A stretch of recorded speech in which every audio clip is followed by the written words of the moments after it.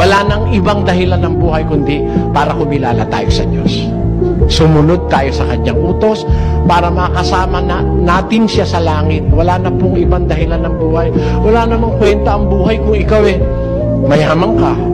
Maiiwan mo naman Ha? 40 milyong hektarya ng lupa ang pag-aari mo. Ang titulo mo, ganyan kakapal ang dami.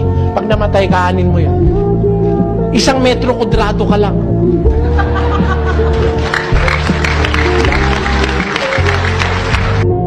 Minus God, then everything will be in vain. Alisin mo ang Diyos, wala na pong kwenta ang buhay.